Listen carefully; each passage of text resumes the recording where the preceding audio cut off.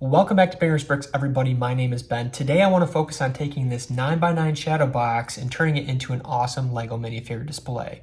Let's take a deeper look into what materials we're going to need as well as how much this is actually going to cost.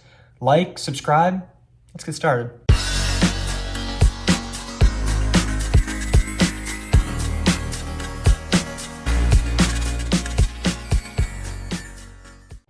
Before we get started in building our Lego minifigure display, I want to talk a little bit more about the materials that we use and the costs associated with those materials.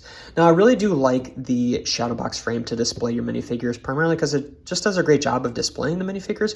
But secondly, I really do like the fact that it's enclosed, so I don't have to continuously clean dust off of the minifigures. Now, let's talk about the materials. The first thing that you're going to need is a shadow box. We went with the 9x9 from Michaels. It's called the Belmont. We got it on sale, and honestly, it was a steal. We got it for about $8.75 per shadow box. Pick two of them up. I think that's a great starting price. The only difference between this and something like the Ribba that you can get from IKEA is the fact that it has just a little bit of a less working depth from the glass to the background, but also the fact that this one is a true 9x9, meaning that it has 9 inches wide and it's 9 inches tall. Now that is a little bit different because the background that we had was built for more of a Ribba shadow box frame, so it kind of threw a little bit of a wrench in things. But as we were doing a little bit more research, we actually found that we could go to our local Staples. They personalized it so that it is a true 9x9. So all we have to do is cut this out, paste it onto the background here, and continue to move on from there. This was about $1.50 per printout. So again, it's still pretty cheap.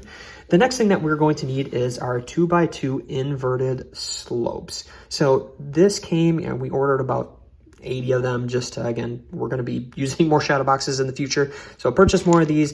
About $4 for this. Really, shipping was the only thing here. But the last thing we're going to need is super glue to glue our inverted slopes onto our background. So all in all, we're in this about $18. Now we know what materials we need and what the price point is for those materials. Let's get started on step one by taking this apart and taking off our cloth background.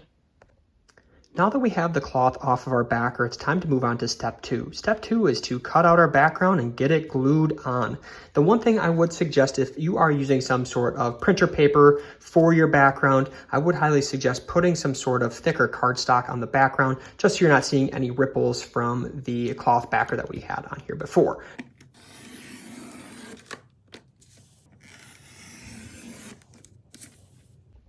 We have our background cut out and glued on. As I mentioned previously, we did use just a little bit of cardstock behind our background, again, just to make sure that we don't have any waves or ripples behind it.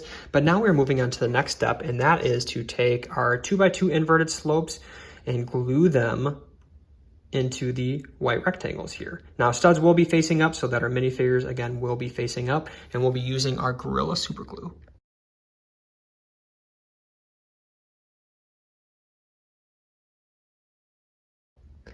Two by two inverted slopes are on. It is not perfect, but it is good enough to finally start to get our minifigures on our background. Here we go. The minifigures are in, the display frame looks great. There was a couple things I wanted to briefly talk about. I mentioned previously that we have a 1-inch working depth, which is a little less than some of the other shadow boxes that you can purchase, but there's a few things that you can do to make sure that those minifigures still fit within their cases, and wanted to point a couple of those things out. All right, so the first one over here, we have Vintage Mickey with his steering wheel. Unfortunately, it doesn't fit on the front side, so we did a little 1x2 jumper and just placed it behind him.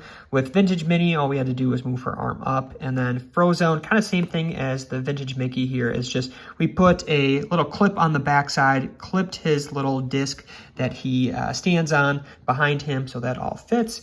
And then one thing, the only other thing with Jack Skellington here is we put a 2x4 plate on the top of the 2x2 inverted slope here, just to be able to fit his little gift that he has with him. So again, nothing too crazy, just trying to, again, maximize our space inside a smaller depth. So everything's done, everything looks great, and I'm excited. Thank you for stopping by and watching our quick tutorial on how to build minifigure displays. Now that we have them complete, only thing left to do is go hang them in the Lego room. I hope you guys have a great rest of your day, great rest of your week. Please make sure to like, subscribe, and stay tuned for more content.